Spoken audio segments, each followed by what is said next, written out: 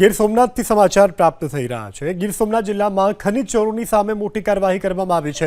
ગેરકાયદે ખનન કરતા 3 ડમ્પરોને પોલીસે ઝડપી પાડ્યા છે। 3 ડમ્પરો સહિત 50 લાખ રૂપિયાનો મુદ્દામાલ જપ્ત કરવામાં આવ્યો છે। તો ગીર સોમનાથથી સમાચાર। ગીર સોમનાથમાં ખનીજ માફિયાઓ બેફામ બન્યા છે અને મોટા પ્રમાણમાં જે ખનીજ છે તેનું ખનન કરવામાં આવી રહ્યું છે અને તેની સામે હાલ જે કાર્યવાહી જે છે તે કરવામાં આવી રહી છે। ગીર સોમનાથથી સમાચાર પ્રાપ્ત થઈ રહ્યા છે। ગીર સોમનાથ જિલ્લામાં ખનીજ ચોરોની સામે મોટી કાર્યવાહી કરવામાં આવી છે। ગેરકાયદે ખનન કરતા 3 ડમ્પરોને પોલીસે ઝડપી પાડ્યા છે। 3 ડમ્પરો સહિત 50 લાખ રૂપિયાનો મુદ્દામાલ જપ્ત કરવામાં આવ્યો છે।